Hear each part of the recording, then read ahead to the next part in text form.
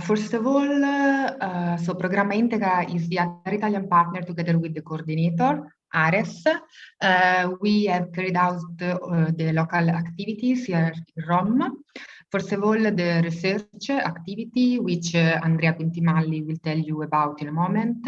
Then we have involved representatives of local Muslim community. In particular, I'd like to thank Coreis, the Italian Islamic religious community, and the Association Young Muslim of Italy, which with other stakeholders participated in focus groups and interviews that helped us to understand better the issue in the context of Rome. We carried out the social media campaign, even with the support of young Muslims who realized some videos talking about them and their religion here in Italy. We realized a workshop for social professionals, intercultural mediators, and even students on the themes of polarization and Islam in Italy and the use of social media in this sector. Finally, we realized some laboratories involving young Italians and foreigners, which I'm going to tell you about after Andrea's intervention. And so, Andrea, I leave you the floor. Thank you, Laura. I will go to say something about the research results, trying not to repeat what Umberto already said. So I will focus especially on the Italian case, what is more specific for our country, and especially about what are the risk factors for youth radicalization in Italy for young Muslims. Italy has, this is known, a lesser number, let's say, of here we can say of foreign fighters, but even it is usually said that it is the only country in Western Europe who didn't experience any kind of major terrorist events. So we try to make sense of why this, what can be the factors for this exceptionality. And we saw especially a different analysis of the 125 foreign fighters who left from Italy to join especially ISIS. And of course, there is these factors, these social factors of risk related to unemployment and discrimination.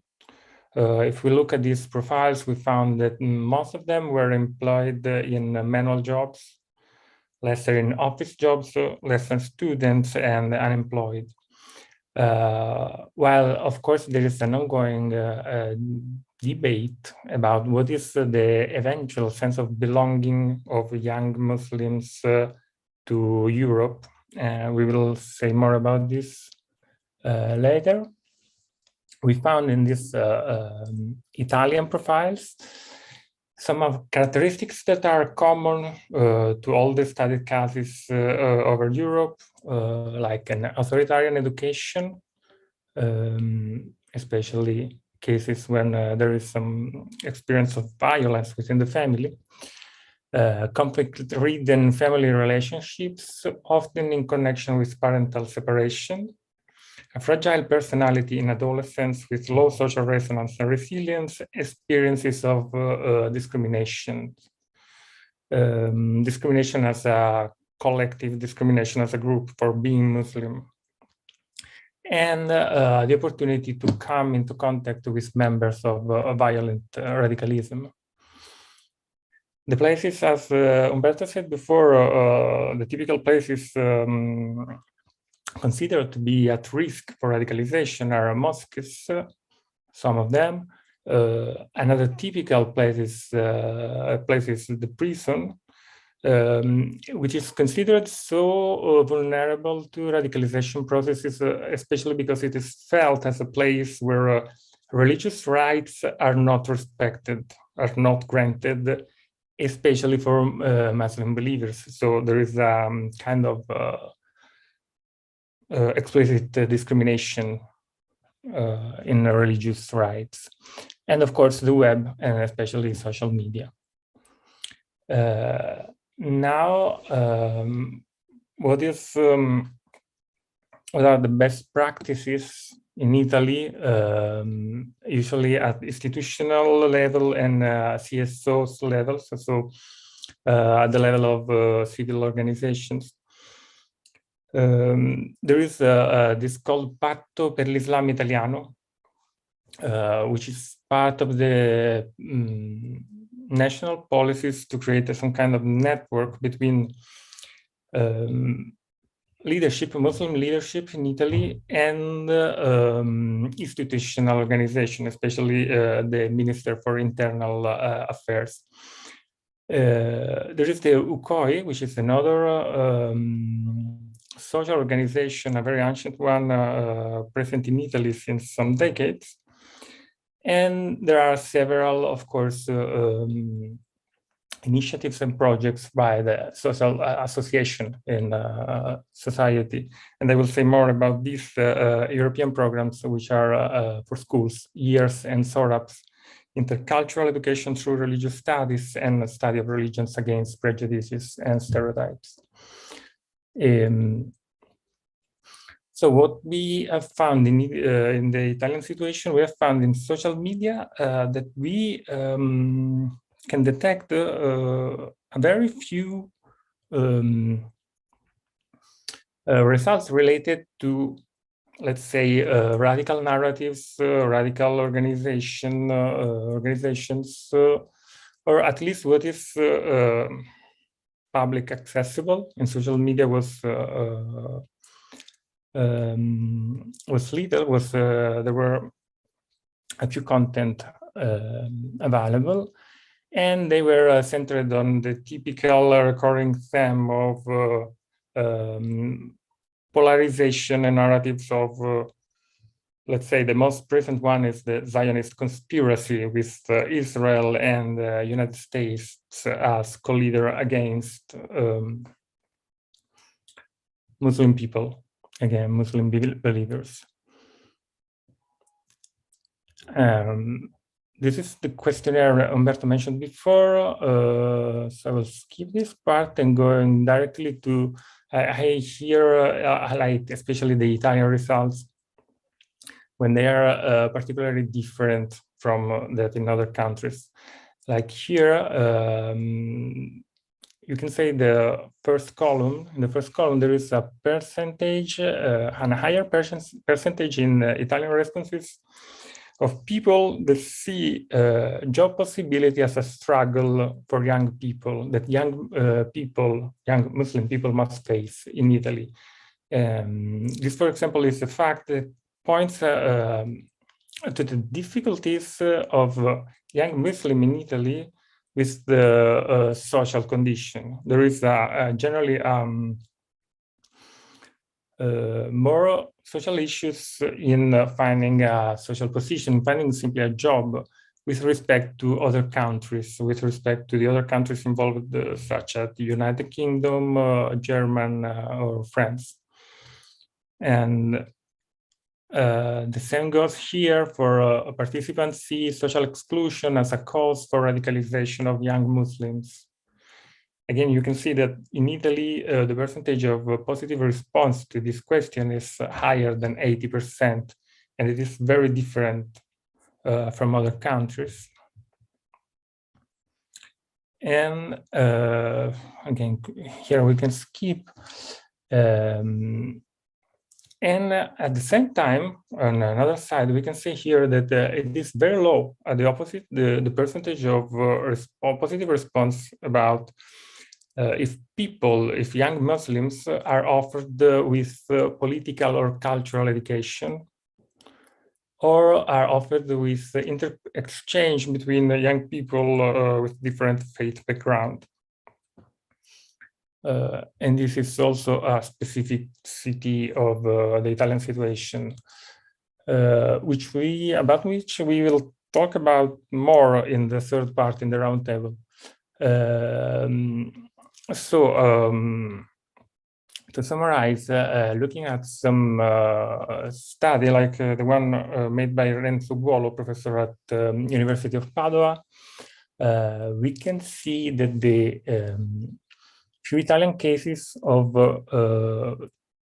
radicalization are usually isolated cases in which the social difficulties are intertwined with personal sufferances and give place to isolated scant events, like when, for example, this Domenico Quaranta, a Sicilian painter, converted to radical Islam in prison,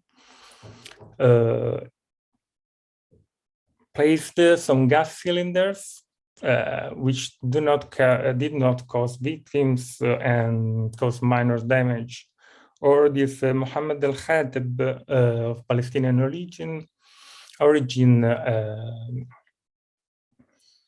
filled his car with petrol and gas, blew himself up in front of the synagogue of the Emilian city of Modena without causing victims. Or again, the 36-year-old Mustafa Shawqi of Moroccan origins sent a letter to the Questura of Milan, and then he blew up his car in front of McDonald's in Brescia, losing his life without causing any other victims.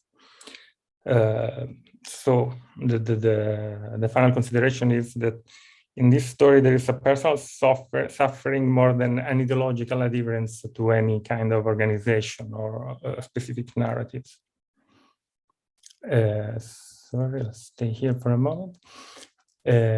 So the framework, the image that appears from the research on radical narratives in Italy on social networks and terroristic and radicalized events is the image of a small phenomenon, smaller than what happened in any other European major countries. We will see more about why it's like that.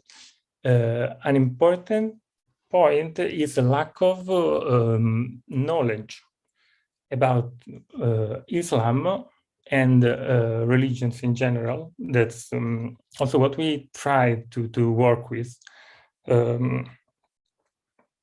since we realized also a webinar about radicalization mechanisms and stories of radicalized Italians. For educators, social workers, and general public, especially to grow awareness of the phenomenon, on the factors that produces it. What appears is a very basic lack of knowledge about Islamic religion, and at the same time a very strong desire to know more about it. But it's quite clear how in this lack of knowledge, which is ubiquitous, Italians don't know too much about Islamic religion. Also, young Muslims in Italy are very often have not a religious education, so very often they don't know about their own religion. And this situation of ignorance, of lacking of knowledge about religion, give places to very simplistic and then polarized and violent narratives about the dynamic, the typical dynamic, us versus them. And that is true in somehow in multiple directions, because there is us versus them as European versus immigrants, as religious people against laics, where you can find on one side at the same time, for example, often Muslim and Christians, and on the other side, let's say like peoples. And again, religion against religion. So we found very, very efficient and effective, interesting to spread some general knowledge about different religious traditions, and also, and I think it's the most important point, having believers more aware, more self-aware of what they practice and believe. Okay, I'll give the floor to Laura for the workshops. Yes, as I said before, our last activities was these 3 workshops realized here in Rome. One in a high school with with the 15 Italian boys and girls. The school is in a particular context such of Rome, socially difficult, and where there is almost a separation between the population groups living there. For example, there have been also some protests, even violent ones, against Roma people living there. We realized another workshop in an educational community for unaccompanied foreign minors, and the third workshop in a daily center for foreign minors called Civico Zero. The main theme was covered in the workshops was the religious pluralism, with a focus on religious pluralism here in Rome. We reflected on the concept of religion and faith, asked them what religion, faith means to them, how they live it, and especially now that they are in Italy. Of course, this last point concerned the young migrants participating in the workshop. We have seen which, how many, and where are the main places of worship of the many religions present here in Rome, even through pictures, Google Maps. We have talked about the main characteristic of the various religions, especially the Muslim one, and these different religions here in Rome and in Italy, mainly Christian and Catholic context. We have noticed that there are a lot of similarities between different religions, and so we reflected on this, and we have also involved the young in some activities on these themes. Here you can see some pictures of these 3 workshops. This is the daily center for foreign minors, and we have also pictures of the other 2 contexts. This is the high school.